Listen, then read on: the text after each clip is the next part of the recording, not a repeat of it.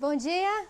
Bom dia. É muito bom estar aqui para falar com vocês de um pouquinho que Deus tem me ensinado e ensinado o meu esposo no nosso lar. Nós temos buscado reproduzir a fórmula do Éden na nossa casa. Nós ainda não chegamos lá, né? Tem muita coisa que a gente precisa mudar ainda e precisa aprender ainda com os nossos primeiros pais, né? Que aprenderam diretamente de Deus. Mas naquilo que nós já conseguimos, pela graça de Deus, colocar em prática em casa, nós somos profundamente agradecidos a Deus, porque realmente a fórmula do Éden é a solução para os nossos problemas atuais. Se os irmãos pararem para pensar um pouquinho, não sei se vocês já perceberam isso, Satanás ele gosta de trabalhar com os extremos. Ele pega o plano ideal de Deus, aquilo que Deus estabeleceu, e ele distorce esse plano, ou levando para o extremo legalista, ou levando para o extremo liberalista. É um dos extremos do plano de Deus. Ele nunca vai permitir que o plano de Deus seja aplicado da forma como Deus quer. Mas graças a Deus que nós temos um Deus soberano, que é mais poderoso do que Satanás. Muito mais poderoso. E isso também se aplica ao papel da mulher. Satanás trabalha com os extremos em todos os aspectos da vida cristã, incluindo o papel da mulher e o papel do homem. Mas eu vim aqui falar especialmente do papel da mulher. Então, vocês viram, né, com o Deison sobre o papel da mulher no Éden, o papel da família no Éden. Então, Satanás pegou esse papel que Deus estabeleceu no Éden para Eva e distorceu de tal forma para o lado legalista que hoje uma mulher moderna como eu, como você, se nós pararmos para pensar na vida de uma mulher do passado, nós temos arrepio. Nós temos total rejeição. Se lembrarmos lá daquelas mulheres lá no início, 10 filhos para cuidar, o marido a tratava, praticamente todas eram tratadas como animais, como empregadas, desvalorizadas, desorientadas, totalmente desprezadas pela sociedade. Esse foi o projeto inicial de Satanás de distorção do plano do Éden. Mas, como eu falei para vocês, Deus é poderoso. E nesse momento de total insatisfação da mulher, total depreciação do plano de Deus, Deus levantou uma profetisa, uma mulher que aceitou o desafio de ser uma profetisa e levantou essa mulher com o intuito de resgatar na sociedade o plano ideal de Deus em vários aspectos, incluindo o plano ideal de Deus para a mulher. E eu queria ver com vocês, eu acho que eu deixei para onde que é? Já está na ok. E Deus, então, resgatou, fez esse esforço de resgatar esse plano, colocando para a profetisa que nós temos, né, no nosso tempo, várias orientações, vários escritos para resgatar em nós esse papel nobre que Deus colocou para nós lá no Éden. E eu queria ler apenas um trecho, só para as irmãs e os irmãos verem o valor que Deus dá para o papel da mulher. A dignidade que nós temos diante de Deus, se nós aceitarmos o plano dele do Éden. Queria ler para as irmãs e para os irmãos também, me acompanhem aqui. O rei em seu trono não tem função mais elevada que a mãe. A mãe é a rainha do lar. Ela não é a empregada do lar. Ela não é a subalterna do lar. Ela é a rainha do lar. Ela tem em seu poder o modelar o caráter dos filhos. Quem tem o poder de modelar o caráter dos filhos? É o pai ou a mãe? É a mãe que está escrito ali. Para que estejam capacitados para a vida mais alta e mortal. Um anjo, irmãos, olhem bem, um anjo não desejaria missão mais elevada, pois em fazendo sua obra, ela está realizando o serviço para quem? Para Deus. Olha o valor que Deus confere a nós mulheres. Compreenda ela tão somente o elevado caráter de sua tarefa, e isso lhe inspirará coragem. Compreenda ela a dignidade de sua obra e tome toda a armadura de Deus para que possa resistir à tentação de conformar-se ao quê? Aos padrões do mundo. Olhem bem essa expressão. Sua obra é para o tempo e para a eternidade. Irmãs, Olha o valor que Deus confere à mulher. O papel é Conselhos para a Igreja, página 145, mas tem essa mesma citação em Lar Adventista, Fundamentos da Educação Cristã. Essa é uma citação muito conhecida. Irmãs, isso aqui é só uma. Deus deixou muitas. Mas acho que ele repetiu tanto porque ele sabia que nós seríamos muito atacadas. Então ele repetiu várias vezes e colocou várias instruções. Mas nesse mesmo momento, nessa mesma época, que Deus levanta a profetisa para mostrar para nós o valor do nosso papel, Satanás vem novamente com uma segunda tentativa de distorcer o plano de Deus. Mas dessa vez, a tentativa dele é não para o extremo legalista, mas agora para o intuito final dele, que é o extremo liberalista. Ele sempre leva para o extremo legalista com o plano, o objetivo final dele é o extremo liberalista. É sempre assim. Então agora, nessa mesma época que a irmã White viveu, Satanás levanta um movimento para levar o papel da mulher para um extremo liberalista. De que movimento eu estou falando, irmãs? O feminismo. Um movimento feminista, isso mesmo. Satanás levanta mulheres insatisfeitas com o seu papel totalmente depreciado, com o seu papel totalmente desorientado, oprimido, ou mulheres que já eram, em seu íntimo, homossexuais, já não tão desgastadas pela opressão, que já não queriam nem mais relação com o homem, e levanta um movimento para tirar da mulher completamente este papel instituído por Deus no Éden. Irmãs, e é muito engraçado de observar qual foi a primeira revolução que esse movimento feminista introduziu. As irmãs têm alguma ideia? Qual foi a primeira revolução? Elas colocaram várias revoluções no mundo feminino que nós sofremos hoje. Mas qual foi a primeira? Quem eram as amigas delas? Antes de continuar, é engraçado que, para provar, para as irmãs terem certeza que esse movimento feminista não pertence a Deus, as originadoras desse movimento, elas eram amigas íntimas das irmãs Fox. Quem foram as irmãs Fox? Alguém lembra? As precursoras do espiritismo. Exato. Elas eram juntas, elas formaram juntas. Então, o feminismo e espiritismo estão intimamente ligados. Vocês precisam ir na história, confirmar isso que eu estou falando, que nós não temos tempo de estudar a história juntos, mas vão. Isso é fundamental para nós hoje, mulheres modernas, nos afastarmos completamente das revoluções introduzidas pelo movimento feminista. Não tem nada a ver conosco. Não tem nada a ver com o plano ideal de Deus. É contrafação do inimigo. E vocês sabem como que funciona a contrafação, não é? Parece bom, mas no final é ruim, não é? Mesma coisa com o feminismo. Soa até que bom, né? A mulher sendo digna, a mulher igual ao homem. Mas no final, irmãs, é destruição das famílias. E eu volto a perguntar, qual foi a primeira revolução? Eu nem gosto de chamar de revolução, eu gosto de chamar de rebeldia. Porque uma rebeldia é o plano de Deus. Que o movimento feminista introduziu na sociedade feminina. As irmãs têm alguma ideia? Vestuário, Marili. A primeira revolução foi o vestuário. O que elas falaram? Não nos vestiremos mais como mulheres.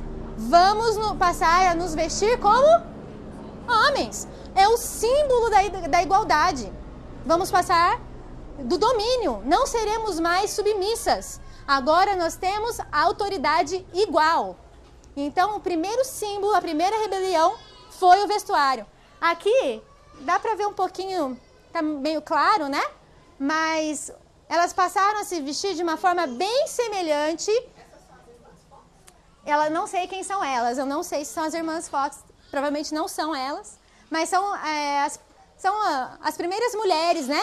Que se uniram ao movimento feminista e elas estão usando roupas semelhantes às roupas dos homens da época. As mulheres não se vestiam assim, eram vestidos até impróprios. Engraçado que a irmã White, na mesma época, ela também fez uma reforma do vestuário. Ela também promoveu uma reforma, porque o vestuário também estava num extremo legalista. Mas a reforma da irmã White não foi para colocar a mulher em semelhança com o homem. Foi para trazer saúde para a mulher. Foi para trazer feminilidade para a mulher.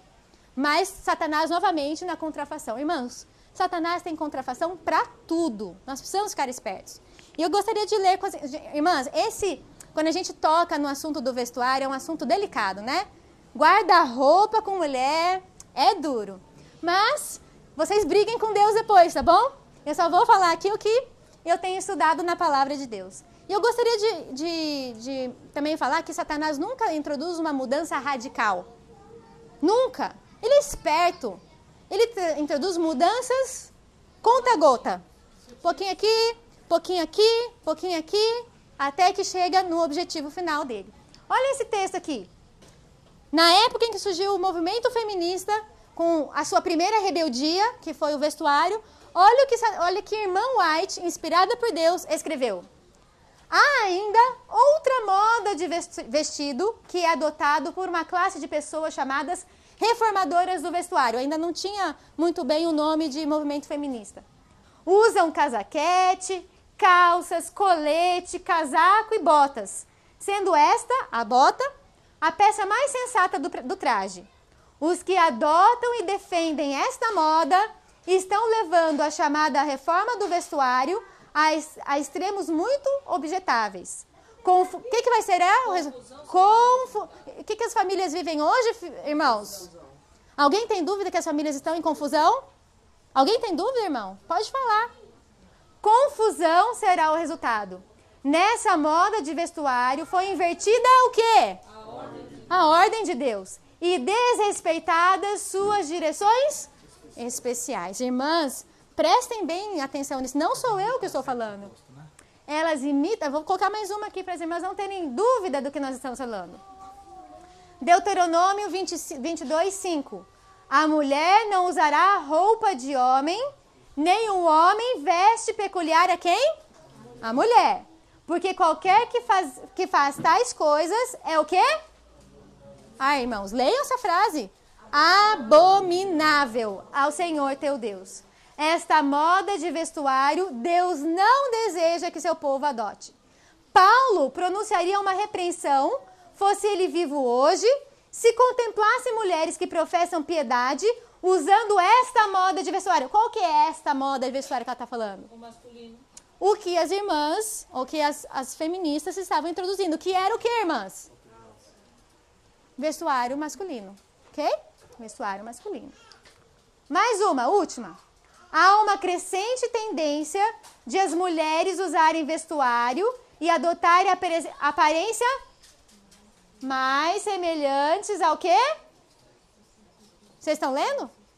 Aos do sexo oposto e escolherem seus trajes bem parecidos com os dos homens. Mas Deus declara que isso é o quê? Ô, irmãs, vamos ler? Deus declara que isso é o quê? Abominação. Que do mesmo modo as mulheres se ataviem em traje honesto, com pudor e modéstia. Irmãs, não sou eu que escrevi isso. A irmã White escreveu isso justamente no momento que as mulheres estavam começando a imitar os homens. Alguém tem dúvida hoje, se nós andarmos na rua, tirando os nossos irmãos que são da igreja evangélicos, tirando essas mulheres, alguém tem dúvida que nós nos parecemos hoje com os homens? Tudo misturado, inclusive agora com o movimento homossexual, também está invertendo, né? O homem imitando a mulher.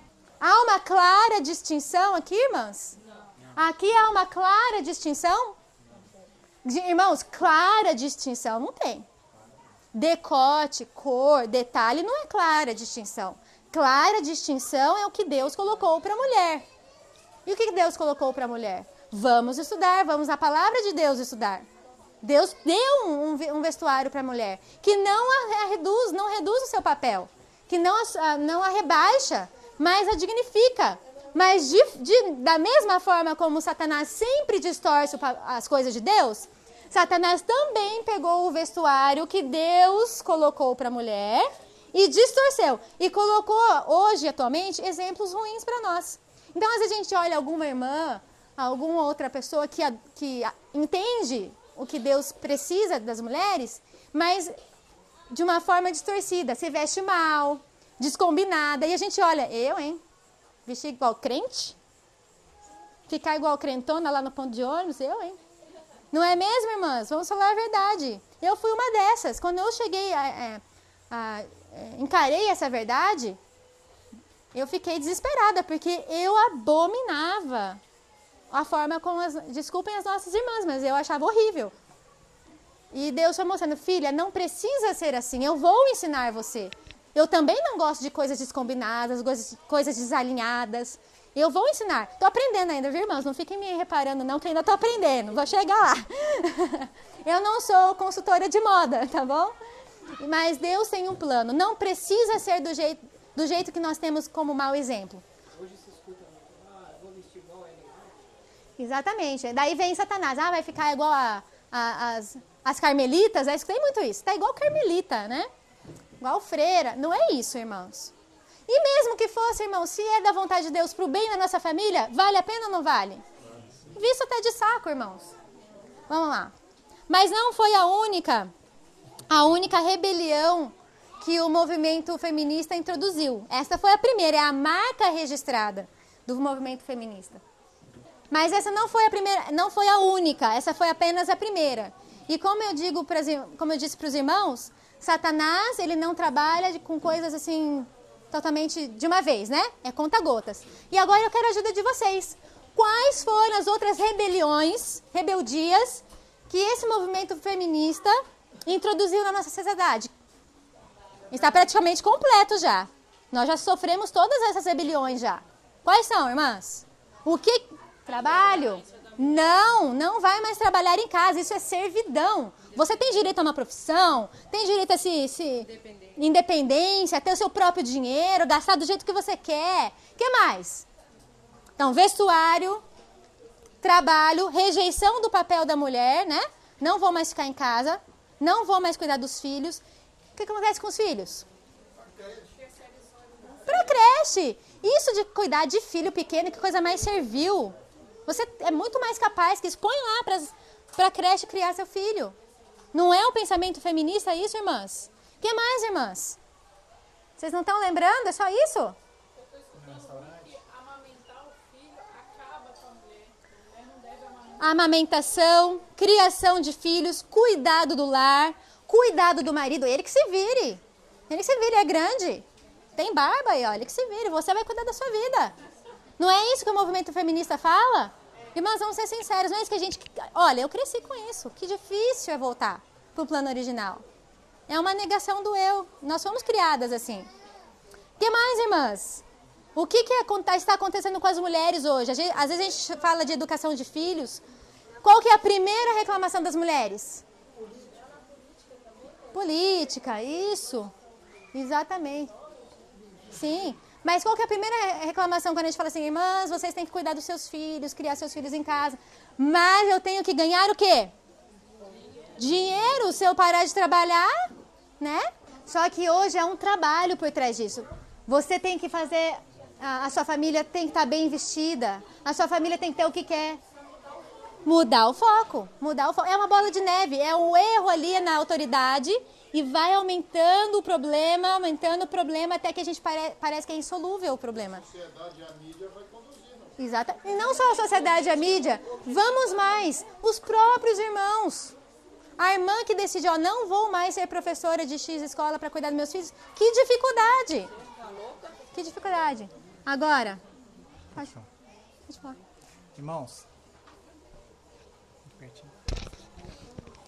Irmãos, quem é que define o sexo do bebê? O homem.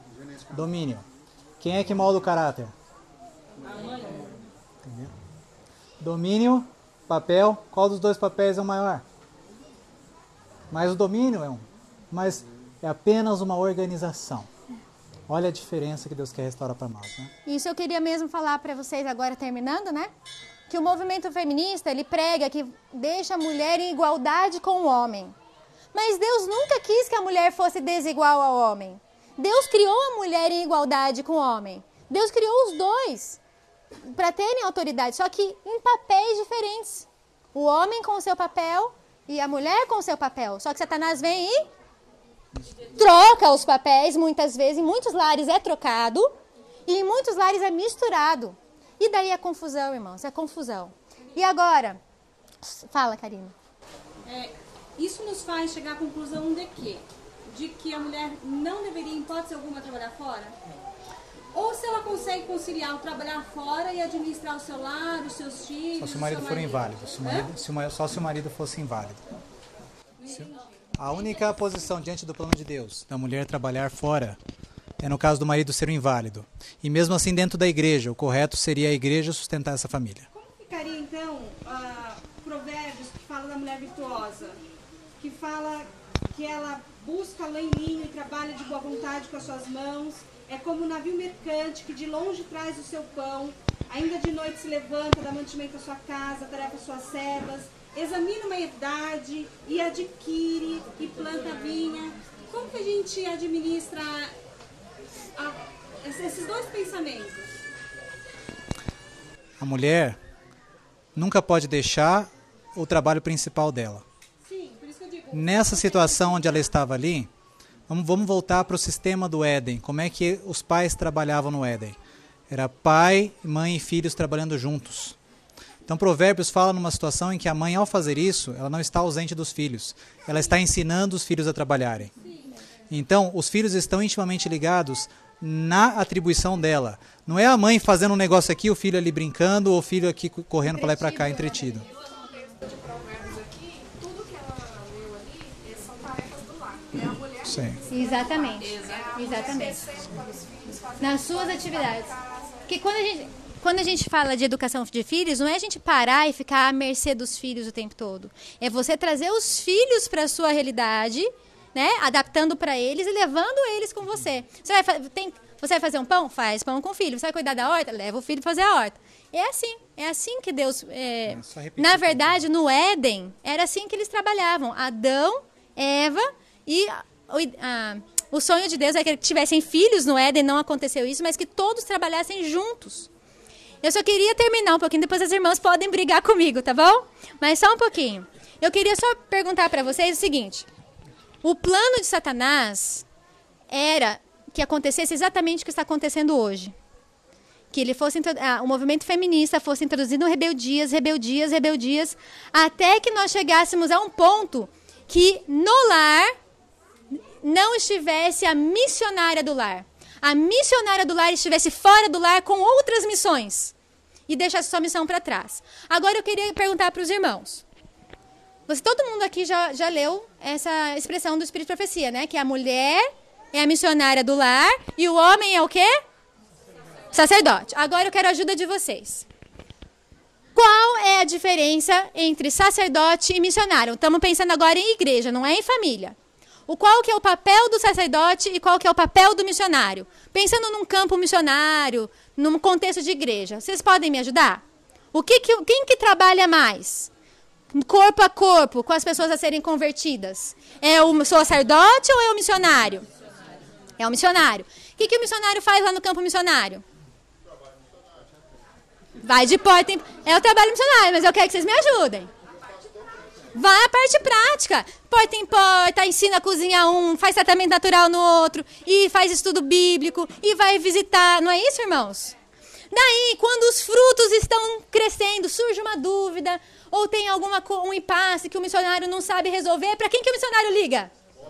Pastor, vem aqui me ajudar, pastor. Tem um irmão aqui, não sei o quê. Daí o pastor vem, traz material, orienta. Se tem um problema, o missionário discute com o pastor ajuda, o missionário dá ideia, e eles chegam num plano. E quem que vai executar o plano do pastor? O missionário. É um missionário. Por que Deus falou que a mulher é missionária do lar? Irmãs, é a mesma coisa. Nós estamos lá, irmã, incentivando os filhos. Se o marido não quer fazer reforma alimentar em casa, a missionária do lar entra em ação. Agora, irmãs, que dificuldade é quando é o contrário. O marido quer e a mulher não quer. Daí não sai. Não sai. Vocês já perceberam isso? Quando a mulher compra a ideia, o negócio vem. Pode até demorar, porque tem uns sacerdotes do lar que são bem né? Teimosos. Mas não tem problema, ela vai devagarzinho, faz só para ela e para os filhos, faz o dele separado, e vai trabalhando, e traz um amigo para... Ela vai dando um jeitinho, até que convence a pedra. Água mole em pedra dura. Agora, quando é o contrário, irmãos, a família não sai do lugar. É a missionária em ação, é a missionária. Agora, vocês viram por que Satanás quer tirar a gente do lar? Vocês viram por que Satanás quer dobrar a gente de trabalho? Eu vou falar uma coisa para você, Karina. Testemunho próprio. Eu também achava que eu conseguia fazer 1000 coisas. Porque eu assim, cuidar da minha filha, cuidar da casa é muito pouco. Eu quero trabalhar para o Senhor. Quero várias atividades. Então, quando a minha filha está dormindo, né? Teoricamente, eu estou livre, né? Do meu posto. Então, eu posso fazer outras atividades. Irmã, a nossa cabeça fica cheia. Satanás trabalha de tal forma com a gente que aquele espaço de tempo que você se dedicaria para outras coisas acaba influenciando a sua vida inteira. Você começa a ficar preocupada. Por exemplo, eu peguei um trabalho para fazer só no horário que a minha filha está dormindo, para não atrapalhar o andamento do lar, ficar dentro dos princípios de Deus. Mas esse trabalho tem uma data para entregar. Esse trabalho tem as dificuldades. Então, naquela uma hora eu estou trabalhando. Surgiu uma dificuldade, minha filha acordou. Onde que está a minha cabeça? Está na dificuldade. Está na data de entrega, que eu tenho que entregar, e a filha passou mal, não dormiu, eu não consegui trabalhar, e acumulou. Vocês percebem que a gente se coloca numa esteira que não nos pertence? E te leva um bolado igual... Tem pessoas que conseguem? Você consegue, sabe, trabalhar naquele momento que você está livre e desvincular completamente? Eu não consigo. Irmãs, nem no banheiro mais, nem tempo, né? Quando tem filho, né? Vai junto, né? Então, qualquer momento a gente tem que aproveitar. É muito difícil, porque na minha casa, no meu lar, eu sou sacerdote. Meu esposo tem 3 anos que ele se batizou na igreja. Então, desde que ele se batizou, ele fica assim, de trabalho em trabalho, pulando de galho em galho. Passa um mês em um, fica um mês sem, passa... Então, ele começou agora em um novo trabalho. Quer dizer, em 3 anos ele passou por uns 11 empregos. E agora que tem 3 meses que ele está fixo em um. Então, eu oro muito a Deus. Porque a minha filha, ultimamente, ela tem 12 anos. Ela vem reclamando muito. Mãe, a senhora não me dá mais atenção. Mãe, lembra quando a senhora contava historinha pra mim, que a gente ficava olhando as estrelas, e a senhora ficava conversando comigo? Eu sinto falta disso, mãe. A senhora não fica mais comigo. Quer dizer, isso me deixa muito preocupada, porque eu trabalho o dia inteiro, me sobrecarrego, e eu tenho que dar cuidado do lar, cuidar da minha filha, dar atenção pro meu esposo, e também tenho que tirar um tempo pra mim e Deus. Daí tinha que ter mais de 24 horas, né? Não tem, né? Mas Deus tem solução para o seu caso também, irmã. Deus vai dar a solução para você. Agora, eu sei que tem várias mãozinhas levantadas. Eu vou deixar você falar. Fala então, senão eu não vou deixar, não.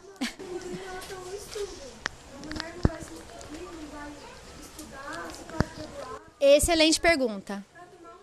Excelente pergunta. Essa sua pergunta renderia um outro seminário. Sério mesmo. E a gente pode até combinar de ter um seminário assim na próxima vez. A gente precisa encerrar, mas eu queria só responder a tua pergunta. Deus quer que nós sejamos mães instruídas. Claro que Ele quer. Ele quer que a gente tenha conhecimento, que a gente seja... Mães ignorantes, não, por favor. Nós temos que formar caráter para a eternidade. Agora, presta bem atenção. Quem é que tem que falar que faculdade, ou que estudo, ou que ramo que eu tenho que estudar? Deus. Acontece que nós, mulheres, a gente gosta do controle. É verdade ou não é, irmãs? Eu gosto do controle. Quantas vezes eu não faço assim pro meu marido? Você não sabe nada. É assim que a gente faz. E a gente faz a mesma coisa com Deus. Eu tenho jeito com enfermagem. Então, Senhor, abençoa que eu passe no vestibular de enfermagem. A gente não pede para Deus. Senhor, qual que é o teu plano para mim? Eu quero ter filhos? Tem que pensar. Eu quero ter filhos? Você que é jovem, você quer ter filhos? Quer ter uma família? Então, o seu curso de estudos tem que ser em conformidade com isso. Você quer ter filhos? Então, vai estudar sobre como educar filhos, vai estudar como instituir uma boa família, vai estudar como fazer uma comida saudável, vai estudar como organizar bem o teu lar. E, olha, você é jovem, você pode estar me achando uma louca, mas como eu gostaria de ter recebido essa instrução quando eu era mais jovem.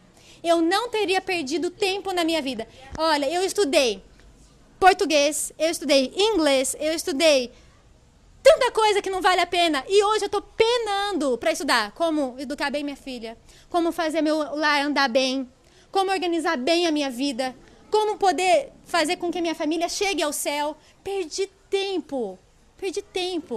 Se alguém tivesse falado, Karina, você quer ter filhos? Eu ia falar, quero. Então vai estudar sobre... Aprender a costurar. Aprender a costurar, aprender a fazer pão saudável, aprender a fazer uma horta. Isso que eu preciso saber. E eu tô tendo que aprender junto com a minha filha.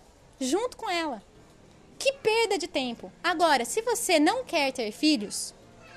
eu não quero ter filhos. Você conversou com o Senhor e recebeu, né, de Deus essa instrução. Né? Isso é uma coisa muito pessoal. Não quero ter filhos... Quero ser missionária, não vou casar, vou ser como Paulo. Ok, então você pode estudar outras coisas, entendeu? Mas se a sua missão é ser mãe, o seu curso de estudos tem que ser voltado para isso, entendeu? Então, minhas irmãs, finalizando, senão a gente vai perder o almoço. E fica aqui o meu apelo para vocês. Vamos assumir nosso posto de missionárias no lar, ok? Esse é o plano de Deus para nós.